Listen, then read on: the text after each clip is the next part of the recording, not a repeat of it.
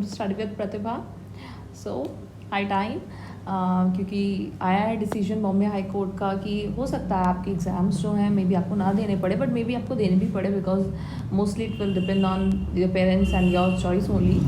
तो अगर ये सीन है and you are going to give the exam, तो कंप्यूटर का एग्ज़ाम पेंडिंग है एंड आई नो इतना टाइम से चीज़ें छूटी हुई होती हैं, बहुत टाइम से पढ़ा भी नहीं होगा एंड कॉन्सेप्ट्स थोड़ा सा वीक हो जाते हैं जो आपने ऑलरेडी पढ़े हैं। और प्रोग्रामिंग ऐसी चीज़ भी है, आप प्रैक्टिस नहीं करोगे तो वो मिस हो जाएंगी चीज़ें।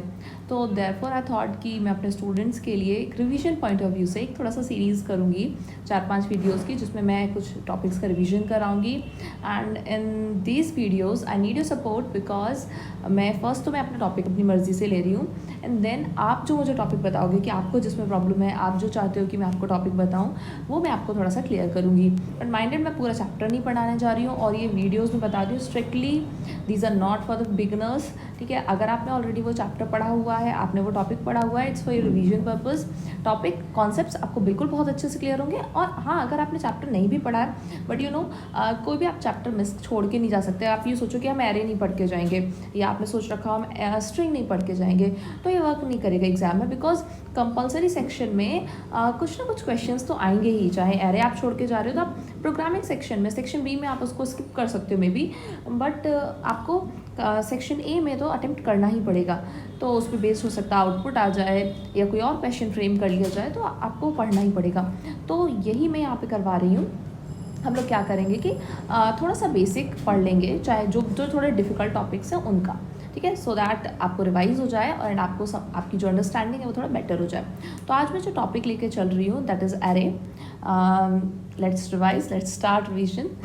तो एरे में क्या है कि सबसे पहले हम थोड़ा सा बेसिक पे जाते हैं कि एरे क्या चीज़ होती है। एक एरे एक डेटा स्ट्रक्चर है, ऐसा डेटा स्ट्रक्चर है एरे जिसमें कि आप बहुत सारी वैल्यूज़ स्टोर कर सकते हो। ठीक है, देयर इज़ नो लिमिट कि आप एरे में कितनी वैल्यूज़ स्टोर कर सकते हो, यानी कि क्या स्टोर कर सकते हो, डेटा आइटम्स। और वो जो डेटा आइटम्स है, बस एक उसमें कंडीशन है कि वो सभी सेम डेटा टाइप के होने चाहिए। यानी कि अगर आपने एक एरे ऐसा डिक्लेयर किया है जिसमें कि आप इंटीजर्स स्टोर करना चाहते हो, तो you can only store integers in it, you can not store any word और you can not store any character in it. ठीक है, वहीं अगर आपने कैरेक्टर टाइप का कोई अगर एरे बनाया है तो आप उसमें सिर्फ और सिर्फ कैरेक्टर्स स्टोर कर सकते हो, you can not store decimal numbers in it. तो ये इसमें कंडीशन होती है। तो एरे जो है, array is a data structure that can store data items of same data type, same data type की वैल्यूज स्टोर हो सकती हैं इसमें। ठीक है, और स्पेशल बात यह है कि जो पूरा जो एरे है, सारे इसके data items they are referred under same name, same name के अंदर हम उसको रिफ़र करते हैं जो इस एरे का नाम होगा। सपोज अगर मैं इस एरे का नाम ARR रख दूँ, तो एरे के सारे items will be referred under name ARR। और बस उनमें क्या होता है, they have different index value, सिर्फ उनकी इंडेक्स वैल्यू डिफरेंट होती है। और वो इंडेक्स वैल्यू जो होती है वो लाइन से स्टार्टिंग से, मतलब फर्स्ट जो भी नंबर होगा, जो भी या जो भी डेटा आइटम होगा, उसकी इंडेक्स वैल्यू 0, देन 1, 2, 3, 4। ये बेसिक्स है, यू नो इट। ठीक है, थोड़ा सा मैं लेकिन फिर भी हल्का सा इसलिए बता रही हूँ, just you get the idea. अब हम लोग डिक्लेयर कैसे करते हैं। डिक्लेरेशन ऑफ एरे जो है, उसको करने के लिए आपको एरे का 2-3 बातें बतानी पड़ेंगी। आपको उसका डेटा टाइप बताना पड़ेगा, आपको उसका नेम बताना पड़ेगा, एंड देन आपको उसका साइज़ और बताना पड़ेगा। ठीक है, तो जैसे कि हम कैसे डिक्लेयर कर सकते हैं, सपोज़ अगर यही है, मैं सपोज़ 5 सब्जेक्ट के मार्क्स स्टोर करना चाहती हूँ एक एरे में, तो मैं क्या करूँगी, मैंने एक डेटा टाइप मैंने इंटीजर ले लिया, इंट। मुझे एरे का नाम मैंने रख दिया मार्क, तो हो गया इंट मार्क। फिर square brackets is equal to new operator का यूज़ होता है, and then again data type. और ब्रैकेट, स्क्वायर ब्रैकेट्स में हम इसका साइज़ जो हम लेना चाहते हैं, मगर 5 सब्जेक्ट्स का लेना था, तो मुझे साइज़ 5 लेना था, तो मैंने लिख दिया। तो इससे क्या होगा कि इससे एक एरे में एक स्पेस ऐसे क्रिएट हो जाएगी जिसमें कि जिसका साइज़ 5 होगा, 0, 1, 2, 3, 4। ठीक है, index, last index value size से कम ही रहेगी क्योंकि 0 से स्टार्टिंग की है। और फिर इसमें क्या होगा कि आप इसमें जो चाहे वो वैल्यू स्टोर कर सकते हो। स्टोर कैसे करा सकते हैं, यानी इनपुट कैसे करा सकते हैं हम वैल्यूज़ को। तो भाई एरे का क्या होता है कि ये सब ना, आप ऐसे समझो कि जैसे ये वाला जो है ना, इसमें आप कुछ भी नंबर स्टोर कराओगे तो it will B referred under mark 0 ऐसे होता है। ऐसे दूसरा होगा तो that will B mark 1, mark 2, इस तरीके से, देन मार्क 3 एंड मार्क 4। तो इन सब के नेम्स होते हैं। अब इस पे अगर आप जैसे आपने ऐसे 5 वेरिएबल लिए होते सपोज ABCDEF, तो आप इन पे वैल्यूज स्टोर कराते तो आपको इनपुट कैसे कराते कि लिखते कि A इज इक्वल टू, अगर आप स्कैनर से करा रहे हो तो sc.nextInt, अगर आप बफर रीडर से करा रहे हो तो integer.parseInt_br.readline ऐसे लिखते हो। तो सिमिलरली वहाँ पर जैसे आप बार बार पहले A के लिए लिखते, फिर B के लिए लिखते, C के लिए लिखते, यहाँ पर आप इसके लिए लिखोगे। तो ये कैसे हो सकता है? Using a for loop. For एक वेरिएबल इंट i लूप के लिए इज इक्वल टू 0, और क्योंकि हमें पता है हमें वैल्यूज़ कहाँ से कहाँ तक चाहिए, 0 से लेके 4 तक। i is equal to 0, i less than, देखो आप या तो डायरेक्ट 5 लिख सकते हो बिकॉज यू नो इट, और चलो 5 ही लिख दो, फिर मैं बाद में एक और बात बताऊँगी, एरे की लेंथ के बारे में भी बताऊँगी। i less than 5, i plus plus, and then आप चाहो तो पहले ही मैसेज दे सकते हो। सपोज पहले ही मैसेज दे दो, पूरा लिखना, ठीक है, system.out.println, और क्या मैसेज दोगे डबल इन्वर्टेड कॉमास में, एंटर मार्क्स, ठीक है, जो भी डिज़ायर्ड आपका। और लूप के अंदर आप बस ऐसे लिख दोगे कि मार्क का i is equal to, this is mark i is equal to, scanner से कराओगे तो sc.nextInt। देखो मैंने बोला था ना, आप मैं इसमें बेसिक्स पे नहीं जाऊँगी कि मैं ये अब स्कैनर का यूज़ बताऊँ कैसे पूरा करते हैं, आपको पहले क्या लिखना होगा, और वो जाने का कोई मतलब नहीं है। तो इसलिए मैंने बोला था कि जो बिल्कुल ही एकदम बिगनर्स हैं उनके लिए नहीं है, जो अभी बोर्ड एग्जाम्स देने जा रहे हैं ऑफकोर्स उनको प्रिपेयर्ड होगा, उनके लिए ही है ये वीडियोज़। तो हमने लिख लिया mark i is equal to sc.nextInt, तो ये स्कैनर से लिख दिया। तो इससे क्या होगा कि जैसे सबसे पहले ये लूप चलेगी तो i की वैल्यू 0 होगी, तो जब i की वैल्यू 0 होगी तो mark 0 is equal to sc.nextInt means जो भी पहला नंबर आप ना स्टोर कराओगे, जो इनपुट करवाओगे, that will be stored in mark का 0। This is array named mark, और मार्क के 0 पे वो स्टोर हो जाएगा। लाइक सपोज आपने इनपुट करवाया कि आपने इनपुट कराया 5, तो यहाँ पर 5 स्टोर हो जाएगा। फिर आपने अगला नंबर करवाया कि 10, तो वो हो जाएगा स्टोर मार्क के 1 पे, देन मार्क के 2 पे, जो भी आपने जैसे भी वैल्यूज़ कराओगे उस तरीके से वैल्यूज़ आप स्टोर करा सकते हो। तो ये है इसमें हमारा तरीका कि हम कैसे डिक्लेयर करते हैं एरे को और कैसे इनपुट कराते हैं। इसके बाद अब मैं सीधे एक बड़ा सा टॉपिक लेने जा रही हूँ, and that big topic is, जो कि 4 इंपॉर्टेंट टॉपिक आते हैं एरे में, सॉर्टिंग एंड सर्चिंग। 4 इसलिए बोला क्योंकि सर्चिंग भी 2 टाइप की है एंड सॉर्टिंग भी जो है वो 2 टाइप की है। तो हम उसकी बात कर रहे हैं, और अब मैं स्टार्ट करने जा रही हूँ एक इम्पॉर्टेंट जो कि डिफ़िकल्ट भी होता है बच्चों के लिए, that is binary search. Yes, we are going to take the topic binary search. तो बाइनरी सर्च जो है क्या होता है, किस तरीके से होता है। बाइनरी सर्च में हम लोग के पास जैसे कोई एरे है, फर्स्ट ऑफ ऑल सर्चिंग हमें करनी है। सर्चिंग का मतलब आपको कॉन्सेप्ट क्लियर होगा कि हम क्या करना चाहते हैं। हम चाहते हैं कि हम एक एरे में कुछ नंबर्स या कोई कैरेक्टर या कोई वर्ड भी हो सकता है, ठीक है, कुछ भी हो सकता है, वो स्टोर्ड हो, और उस एरे में से ना हम क्या करें कि अपना यूज़र जो बोलेगा उस नंबर को या कैरेक्टर को सर्च करें। तो सपोज़ ये कि मैंने एरे ले लिया, नंबर से ही अभी बता रही हूँ, तो इसमें 0 1 2 3 4 5 में से ये एरे है, एरे का नाम सपोज ये RR है, इसमें कोई वैल्यूज़ हैं। अच्छा, बाइनरी सर्च में एक इम्पॉर्टेंट बात है, एक इम्पॉर्टेंट कंडीशन है, that it must be sorted. ये ऑलरेडी सॉर्टेड होना चाहिए एरे, और वो भी आपको पता होना चाहिए कि एरे किस ऑर्डर में सॉर्टेड है। It must be in ascending और डिसेंडिंग ऑर्डर। तो सपोज़ मैंने जो एरे लिया है उसमें मैं कुछ नंबर्स एज्यूम कर लेती हूँ, 11 15 20 25 27 34 ऐसे कुछ भी ले लिया, ठीक है। तो ये मैंने कुछ नंबर्स ले लिए, और अब मुझे इसमें से कुछ सर्च करना है, कोई किसी एक नंबर को सर्च करना है। तो सपोज़ मुझे जो नंबर सर्च करना है, जो आइटम मुझे सर्च करना है, वो आइटम है suppose I want to search 27, ठीक है, कॉन्सेप्ट समझना, सीधे इससे हम डायरेक्ट प्रोग्राम पे पहुंचेंगे। तो अब हम लोग इसमें जो बाइनरी सर्च है ना, इसमें हम टेक्निक क्या लगाते हैं, हम लोग एरे को मतलब एरे में एक लोअर लिमिट पे एक वेरिएबल ले लेते हैं लोअर लिमिट के लिए, और एक अपर लिमिट के लिए ले लेते हैं। लोअर लिमिट पे जैसे मैंने ये देखा कि भाई इसकी इंडेक्स वैल्यू क्या है, 0 है, तो लोअर लिमिट 0 ले ली, L इज इक्वल टू 0, और एक वेरिएबल अपर लिमिट के लिए ले लिया जिसपे हमने जो सबसे बड़ी इंडेक्स वैल्यू होगी एरे की वो स्टोर करा लेंगे। तो यहाँ पर सबसे बड़ी इंडेक्स वैल्यू क्या है, 5 है। इसके बाद हम क्या करते हैं, each time that we are trying to find the number, we are trying to find the item, हम लोग एरे को हाफ में डिवाइड कर देते हैं और हम वहाँ पे फाइंड करते हैं मिड वैल्यू। और वो मिड वैल्यू पता है कैसे आती है, वो मिड वैल्यू आती है लोअर लिमिट अपर लिमिट का एवरेज निकाल के, उनका हाफ करके। तो हम लोग कैसे, L + U अपॉन 2 बीच किया जाएगी।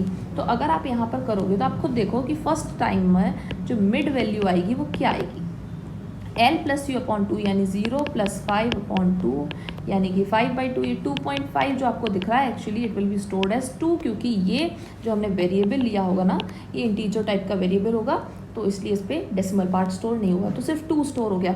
तो अब हम लोग क्या करते हैं कि जो ARR मिड वाली वैल्यू है उसका कंपैरिजन करते हैं आइटम के साथ, ठीक है, यानी जो हमें नंबर सर्च करना है उसके साथ। रीज़न बीइंग, क्योंकि एरे ऑलरेडी असेंडिंग ऑर्डर में, हमें पता होना चाहिए कि एरे किस ऑर्डर में सॉर्टेड है, असेंडिंग में या डिसेंडिंग में। और सपोज अगर हमें अब हम यहाँ पे जो एग्जांपल ले रहे हैं असेंडिंग ऑर्डर का ले रहे हैं, तो हमें अगर पता है कि असेंडिंग ऑर्डर में और एरे ऑलरेडी सॉर्टेड है, तो हम लोग यहाँ पर क्या करेंगे, हम ये देखेंगे अगर हमारा आइटम ARR मिड की जो वैल्यू है, ध्यान समझना, मिड और ARR मिड दोनों डिफरेंट होते हैं, यहीं पे बच्चे गलती कर देते हैं। Mid is storing the index value, ठीक है, ये इंडेक्स वैल्यू है, लेकिन ARR मिड क्या स्टोर कर रहा है, ARR मिड स्टोर कर रहा है उस इंडेक्स वैल्यू पर जो आइटम है, यानी जो नंबर है उसको स्टोर कर रहा है, यानी कि ARR मिड पर स्टोर्ड है 20।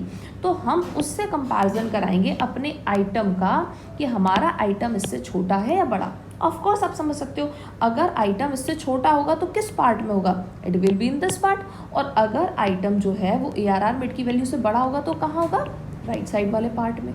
तो इस हिसाब से हम लोग एरे को हाफ कर देंगे। Yes, middle element ARR mid से कंपैरिजन करा के हम हाफ कर देते हैं। उसके लिए क्या लाइंस लिखी जाती हैं, हम इस तरीके से लिख देते हैं कंडीशन लगाकर कि इफ़ अगर ARR नहीं, पहले आइटम लिखती हूँ, इफ़ आइटम जो है अगर वो लेस देन ARR मिड है, ARR मिड से छोटा है, आपको समझ में आ रहा होगा, सिर्फ ये नहीं लिख देंगे item less than mid, no, item less than ARR mid. तो if item is less than ARR mid, तो हम क्या करेंगे, अगर आइटम छोटा है इट मीन्स हमें पता है कि आइटम किस साइड में, इस पार्ट में, यस, टुवर्ड्स दिस पार्ट। तो हम क्या करेंगे उस केस में कि हम लोग अपर लिमिट को, अब हमें यहाँ का तो कोई मतलब नहीं है, इतने पार्ट का कोई मतलब नहीं होगा, तो हम उसको इधर कर लेंगे। यानी अपर लिमिट को इधर करने का मतलब है कि मिडिल से छोटा है तो मिडिल से एक पहले ही रखेंगे, तो हम अपर लिमिट को कर देंगे मिड -1। कॉमन सेंस लगा के करोगे, भूलोगे ही नहीं इसको। फिर दूसरी कंडीशन, एल्स इफ, अगर आइटम बड़ा है ARR मिड से, if item is greater than ARR mid,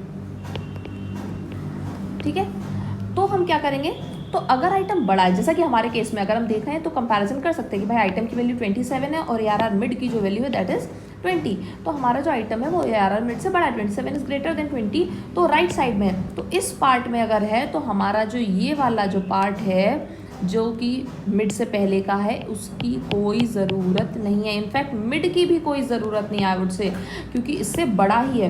तो इधर वाले पोर्शन में अब हमारा एरे है, तो अगर इस पार्ट में एरे है राइट साइड वाले पार्ट में, तो फिर हम क्या करेंगे कि अब हम अपर लिमिट को तो यहीं रहने देंगे, अपर लिमिट अब हमारी ठीक है, अब हम लोअर लिमिट को इधर लेकर आएंगे। तो L is equal to mid +1, yes, ये करना पड़ेगा, यस, ये कंडीशन हो गई। तो अगर आइटम छोटा है ARR मिड से तो अपर लिमिट को उठा के इधर कर दिया, अगर item greater than ARR mid को है तो L को लोअर लिमिट को उठा के उधर कर दिया। एंड एल्स फाइनल, अगर ना बड़ा है ना छोटा, ना लेस देन है ना ग्रेटर देन, ऑफ कोर्स हम कंफर्म बोल सकते हैं कि जो हमारा आइटम है वो ARR मिड के इक्वल है। इन दैट केस हमें बस क्या करना पड़ेगा कि हमें इसको यहीं पर स्टॉप करना पड़ेगा। तो स्टॉप कैसे करेंगे वो हम लोग देख लेंगे। स्टॉप करने के लिए खैर ऐसी कोई बड़ी बात नहीं है, हम लोग डायरेक्ट ब्रेक भी कर सकते हैं, और चाहो तो स्टार्टिंग में हम लोग एक वेरिएबल ले लेते हैं, वो भी मैं पूरा प्रोग्राम का लिख कर दिखाऊंगी। तो पॉस एक वेरिएबल ले लेते हैं जिसमें -1 पहले स्टोर कराया होगा। उस पॉस पे 2 काम करेंगे, एक तो उस पॉस वेरिएबल पर हम इसकी वैल्यू जहाँ पर हमें मिला है उसकी वैल्यू स्टोर करा देंगे, और देन हम उसके क्या कर देंगे ब्रेक। तो ये रहता है यहाँ पर। आई होप ये चीज़ अभी समझ में आ रही होगी। अभी हम इसको प्रोग्राम में करके दिखाएंगे ना, बहुत और भी अच्छे से क्लियर हो जाएगा। तो मैं एक बार प्रोग्राम इसका पूरा लिख कर दिखाती हूँ कि क्या होगा। जो है एक बार इसको थोड़ा सा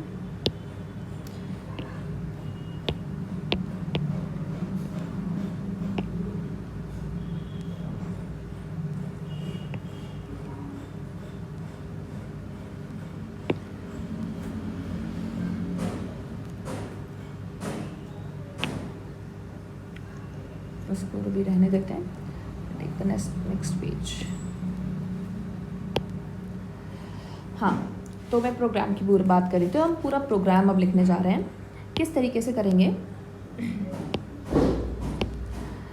दैट नाउ क्या है, पहले तो आप देखो वो पूरा स्टार्टिंग का मैं बिल्कुल नहीं बताने जा रही हूँ कि हम इंपोर्ट लिखेंगे, एंड इंपोर्ट लिखने के बाद फिर हम लोग वो सब करेंगे कि ऑल राइट ना, scan public static void main लिखते हैं और स्कैनर वाली लाइन लिखेंगे अगर इनपुट कराना है समथिंग। वो सब कुछ मैं बिल्कुल भी नहीं लिख रही हूँ पब्लिक, वो सब आपका काम है, ठीक है, इतना आपको पता है। मैं मेन बात पर आती हूँ। तो मेन जो है हमारा एरे इनपुट कराना एंड एवरीथिंग, मैं वहाँ से स्टार्ट कर रही हूँ। तो सबसे पहले मैंने लिखा एक एरे डिक्लेयर करा रही हूँ। कलर अच्छा क्यों नहीं आया। Int ARR is equal to new, अभी बताया था ना कि डिक्लेयर करते हैं। तो इसका साइज़ आप अपनी मर्ज़ी से ले सकते हो, या आप यूज़र से पहले ही पूछ लो कि साइज़ क्या लेना है यूज़र को, तो उसके अकॉर्डिंग भी कर सकते हो। न्यू इंट साइज़ मैंने ले लिया, सपोज ज़्यादा बड़ा नहीं लेती हूँ, अभी 20 ले लेती हूँ। फिर मैंने मैसेज दिया, ये पूरी लाइन system.out.println लिखना। भाई बोर्ड एग्जाम्स में सब बिल्कुल भी मत करना, ये सबसे बड़ा ब्लंडर होगा, आप SOPLN अगर लिख कर आ जाते हो, ठीक है। आपको ध्यान रखना है कि आपको पूरा लिखना है system.out.println। Enter numbers in array, then loop लगाएं, i is equal to 0, i less than 20, i plus plus, और इसके अंदर ARR i is equal to SC dot next int. हमने एरे करा लिया। इसके बाद अब हमें क्या कराना है, ये एरे का देखो, this was the declaration of array, ठीक है। ये एरे हमने इनपुट करा लिया। अब हम क्या कराने जा रहे हैं, अब हम कराएंगे वो उस नंबर को इनपुट जो कि हमें, वो आइटम जो कि हमें सर्च करना है। तो हमने मैसेज दिया SOPLN, ये message enter number to be searched, then एक वेरिएबल डिक्लेयर ऑलरेडी कर लेना, ऊपर मैंने यहाँ पे कर दे रही हूँ आइटम, इंट आइटम कहीं पर भी कर सकते हो, is equal to SC dot next int. तो ये पूरा काम जो था ये तो सिर्फ और सिर्फ इनपुट का काम है, ठीक है। अपना आता होगा, नहीं आता है तो अब इतना सा सीख लो। इसके बाद अब मैं क्या कर रही हूँ कि क्यों देखो, अब यहाँ पर लेंथ का कॉन्सेप्ट भी बता देती हूँ कि ज़रूरी नहीं है कि आपने 20 अगर साइज़ लिया है तो यूज़र भी 20 नंबर्स इनपुट करा दे। हो सकता है सिर्फ 15 कराए, हो सकता है सिर्फ 5 ही कराए। तो इन दैट केस आपको एक इम्पॉर्टेंट काम क्या करना है, आप लेंथ, या तो आपने साइज़ ऑलरेडी पूछा तो ऐसी कोई बात ही नहीं है, अदरवाइज़ आपने अगर साइज़ अपनी मर्ज़ी से लिया है तो हमेशा इनपुट कराने के बाद क्या करना कि साइज़ उसके एरे की लेंथ भी निकालना। तो लेंथ के लिए क्या है, मैं एक वेरिएबल ले रही हूँ int lane, lane is for finding the length. और एरे की लेंथ कैसे निकालते हैं, ARR, एरे का नाम जो भी है, ये नहीं कि ARR ही लिखते हैं, नहीं, एरे का जो नेम लिया है वो लिखते हैं, ARR डॉट लेंथ, और इसमें आगे ब्रैकेट्स नहीं लगाते हैं, not like the string. String में जब लेंथ लगाते हैं, लेंथ फंक्शन यूज़ करते हैं तो आगे ब्रैकेट्स होते हैं, this is not length function, this is length property. तो अगर कभी ये डिफरेंस आ जाता है ना एरे की लेंथ प्रॉपर्टी और स्ट्रिंग के लेंथ फंक्शन में, तो आपको ये याद रखना है। तो हमने लेंथ निकाली। इसके बाद हम प्रॉपर आते हैं हमारी जो हमें सर्चिंग करनी है उस पर, जो बाइनरी सर्चिंग है, तो इसको मैं हटा रही हूँ। ओके, तो अब हमें जो सर्चिंग करनी है ना वो हम कैसे करेंगे। सर्चिंग के लिए वेरिएबल्स, ये 3 वेरिएबल्स हमने ले लिए, int L, you and mid, 3 variables declare किए। तो जिसमें कि जैसे हमने बताया था ना, अभी एक एग्जांपल लेके मैंने आपको एक्सप्लेन भी किया था कि किस तरीके से हम लोग जो एरे होगा उस एरे में स्टार्टिंग वाली इंडेक्स वैल्यू स्टोर करने के लिए एल वेरिएबल, और जो भी लास्ट 0 1 2 3 4 5 जैसे जो लास्ट इंडेक्स वैल्यू होगी उसको स्टोर करने के लिए यू वेरिएबल।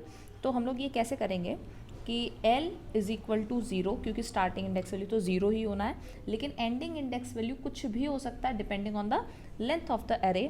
तो u is equal two lane minus 1, क्योंकि लेंथ पे हमने लेंथ निकाल ली थी। वी नो कि हम कितने डेटा आइटम्स एरे में हैं, और जितने डेटा आइटम्स होंगे, देखो भले ही इसमें जैसे हमें दिख रहा है कि इंडेक्स वैल्यू 5 तक है, बट सपोज यूज़र ने जो नंबर्स इनपुट करा है वो सिर्फ करा है 10 19 51 एंड 64। तो इस हिसाब से इसमें डेटा आइटम्स तो केवल 4 हैं, तो इसकी जो लेंथ होगी वो क्या होगी, तो इसकी जो लेंथ होगी दैट विल बी 4। तो इंडेक्स वैल्यू लास्ट क्या होगी, तो लास्ट इंडेक्स वैल्यू होगी 4 माइनस 1 यानी कि 3, क्योंकि जो इंडेक्स वैल्यू होती है वो साइज से कम इसीलिए रहेगी क्योंकि हम लोग स्टार्टिंग 0 से करते हैं। इसके बाद हम क्या करते हैं, हम लोग यहाँ पर मिड वैल्यू निकाल लेंगे, और आप चाहो तो इसको क्या करते हो, वाइल लूप में कर सकते हो कि ये लूप तब तक चलेगी, जैसे हम लिख देते हैं while L is less than equal to U. इस कंडीशन का मतलब भी समझ में आ जाएगा क्यों लगाते हैं। मिड निकालेंगे, मिडिल वैल्यू कैसे निकलती थी, एल प्लस यू, एवरेज निकालते हैं अपॉन 2, तो ये मिडिल इंडेक्स वैल्यू आ जाएगी। तो मिडिल इंडेक्स वैल्यू जैसे इसको तो मैं पूरा ही कर लेती हूँ, तो इसमें इस केस में जो है चलो यही ले लेते हैं, दिस इज़ यू सपोज, ठीक है। तो यहाँ पर जो मिड आएगा वो कितना आएगा, वो आएगा 0 प्लस 3 अपॉन 2, तो ये आ जाएगा 1.5, और 1.5 का मतलब 1, तो 1 ये हो गया हमारा मिड वाली वैल्यू। अब हमें चेक क्या कराना है कि जो हमने आइटम इनपुट कराया वो इससे बड़ा है, छोटा है, क्या है। तो कंडीशन में लगाई वही जो पूरा बताया चुके अब तो, कि if item is greater than ARR mid, अगर आइटम ARR मिड से बड़ा है तो फिर लोअर लिमिट को शिफ्ट कर देंगे mid plus 1, else if item is less than ARR mid, अगर आइटम छोटा है मिडिल इंडेक्स वैल्यू से तो हम क्या करेंगे, यानी कि अपर लिमिट को मिड के इधर ले आएंगे, तो फिर mid is equal to, sorry not mid, this has to be, किसको हमें शिफ्ट करना है, हमें शिफ्ट करना है अपर लिमिट को, u is equal to mid minus 1, ठीक है।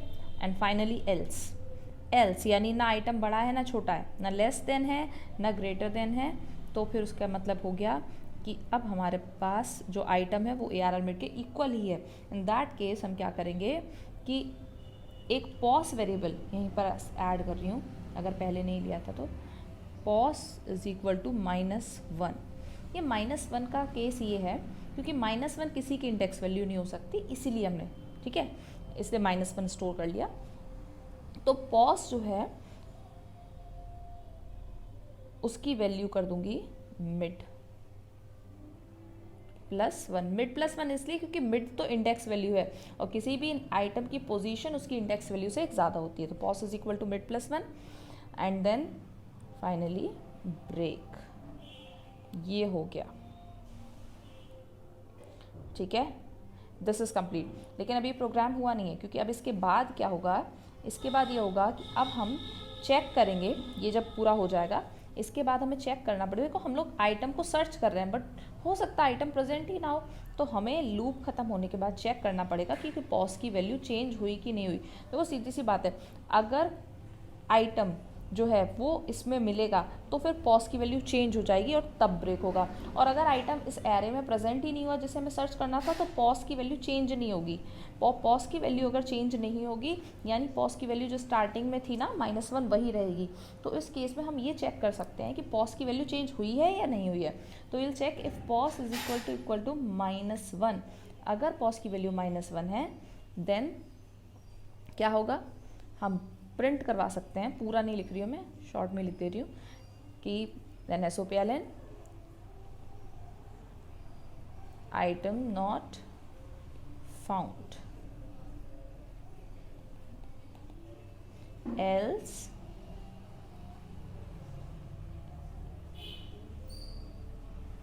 आइटम फाउंड एट कुछ भी एक मैसेज इस तरीके का, डबल इन्वर्टेड कॉमास में मैसेज एंड प्लस करके जहाँ पे है वो दे सकते हैं एट पॉज।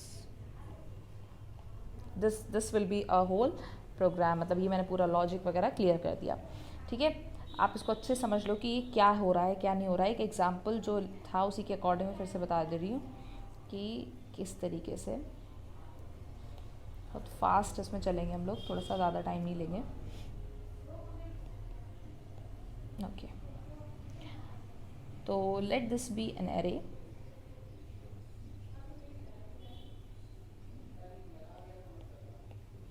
इसमें हमने नंबर्स स्टोर करा लिए हैं। इंडेक्स वैल्यू तो है ही 0 1 2 3 4 5 9 11 फिर 14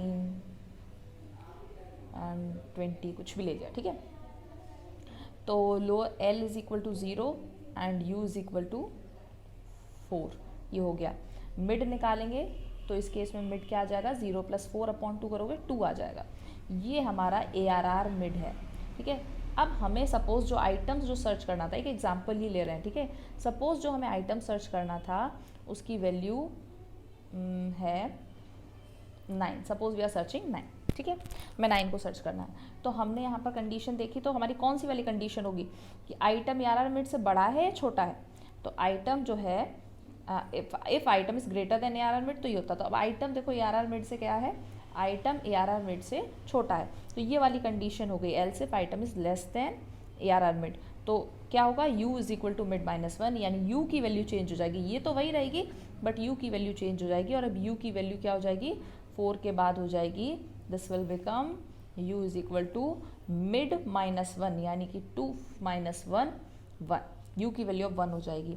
हो गया, फिर से ये again the loop will execute. ठीक है, क्योंकि वाइल लूप है, जब तक कंडीशन ट्रू रहेगी। कंडीशन क्या है, L less than equal to U, जब तक L की वैल्यू U से कम रहेगी या इक्वल रहेगी चलेगा। तो अगेन लूप चलेगा, कंडीशन ट्रू है तो फिर मिड फिर से निकल के आएगा। अब देखो ये 0 है और ये 1 है, तो मिड की वैल्यू अब क्या आएगी, इन दिस केस अब मिड विल बिकम 0 + 1/2 यानी 0.5। ठीक है, और 0.5 का मतलब क्या हो जाएगा, 0 मैंने बताया इंटीजर पार्ट ही लेता है। तो अब ARR मिड क्या हो गया, यानी कि ARR 0। ये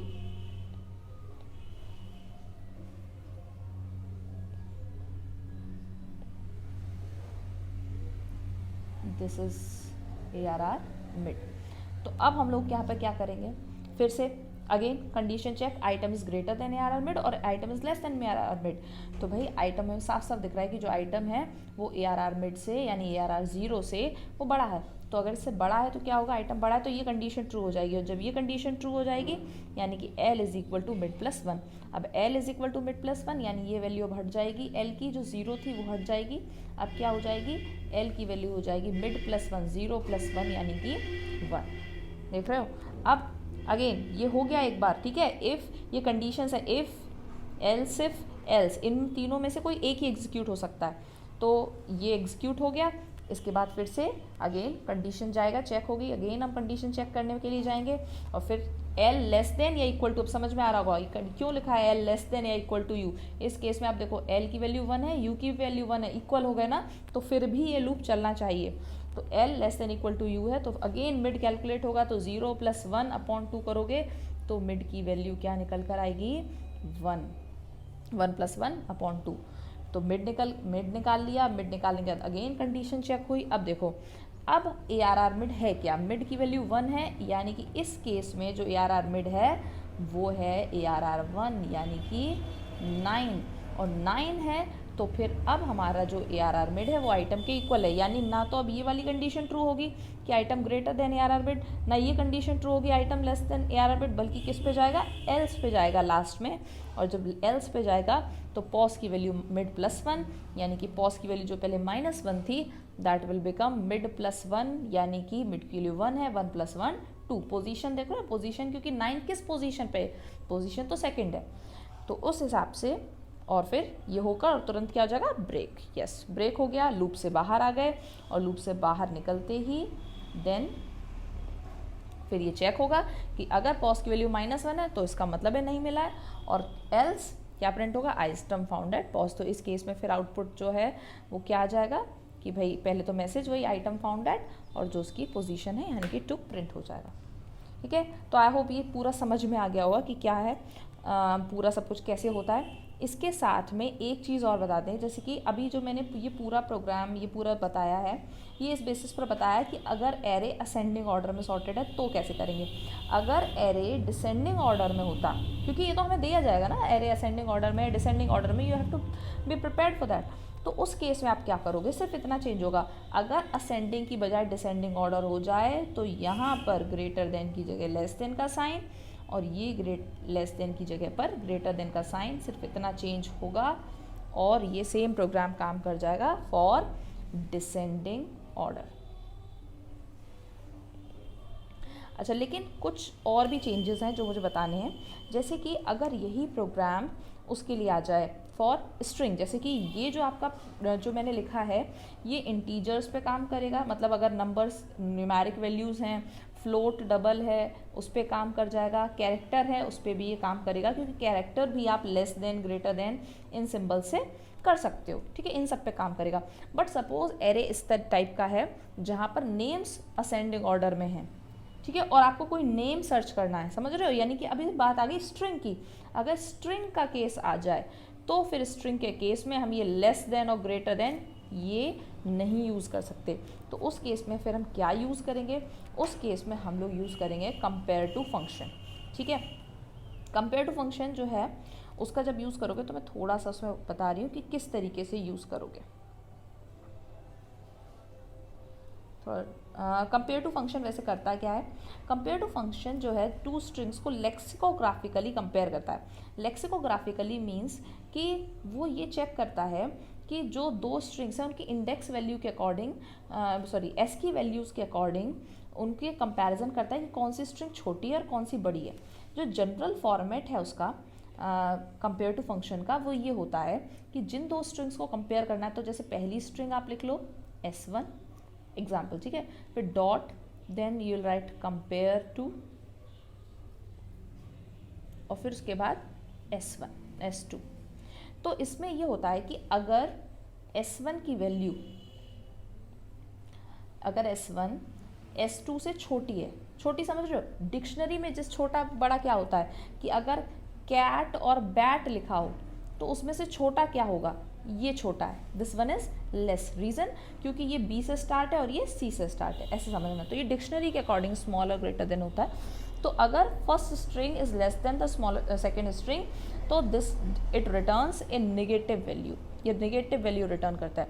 अगर फर्स्ट स्ट्रिंग बड़ी होती है सेकेंड स्ट्रिंग से, it returns a positive value, positive integer return होता है। ओके, ठीक है, और अगर ये दोनों इक्वल होते हैं, अगर S1 इक्वल टू S2 होता है देन इट रिटर्न्स 0। तो ये जो है ना थोड़ा सा कंपेयर टू का है, जो आपको एक आइडिया रहना चाहिए।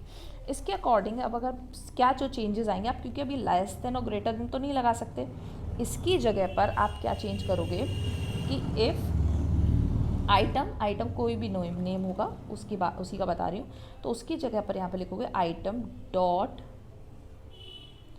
कंपेयर टू और ब्रैकेट में ARR मिड। ठीक है, और क्योंकि ये चीज़ चेक कर रहा है कि इससे बड़ा है, तो अगर बड़ा होगा तो इसका मतलब क्या आएगा, पॉजिटिव इंटीजर आएगा। तो if item dot compare to ARR mid greater than 0, positive integer का मतलब ही है कि जो नंबर आएगा that will be greater than 0। तो ये कंडीशन यहाँ पर रहेगी। एंड सिमिलरली अगर लेस देन वाली कंडीशन आपको रखनी है तो you'll write if item dot compare to ARR mid, ठीक है, और ये less than 0, sorry this less than 0, इस तरीके से ये रहेगी कंडीशंस। तो आई होप ये अभी बिल्कुल क्लियर हो गया, क्योंकि ये सब कुछ जितना इसमें हो सकता था, मैक्सिमम जो बाइनरी सर्च में चीज़ें हो सकती थी वो मैंने बता दी। Starting from integers and ascending order में एरे सॉर्टेड हो तब क्या करेंगे, डिसेंडिंग ऑर्डर में हो तो क्या करेंगे, स्ट्रिंग हो तो क्या करेंगे, एवरीथिंग मैंने क्लियर कर दिया ये, ठीक है। तो आई होप ये क्लियर हो गया होगा। ध्यान रखना अगर कोई भी टॉपिक्स आपको पूछने हैं तो फटाफट मुझे पहले से बता देना, क्योंकि मुझे थोड़ा टाइम भी लग जाता है वीडियोस वगैरह बनाने में। तो अच्छा एक चीज़ और, यहाँ पर ये जो मैंने लिखा है ना कंपेयर टू, ये ध्यान रखना स्ट्रिंग के फंक्शंस यूज़ करते हो ना, बीच में ये बहुत सारे बच्चे गलती करते हैं, इसलिए मैं फोकस कर रही हूँ, इसे याद दिला रही हूँ कि बीच में कहीं पर भी कोई स्पेस नहीं है, स्टार्टिंग स्मॉल लेटर से है और जो नया वर्ड होता है वो कैपिटल लेटर से स्टार्ट होता है, और कोई स्पेस नहीं है लिखते वक्त। ज़्यादा ये क्लियरिटी के चक्कर में ये नहीं करना कि जहाँ स्पेस नहीं भी है वहाँ पर भी दे दो। ओके, तो ओके बाय।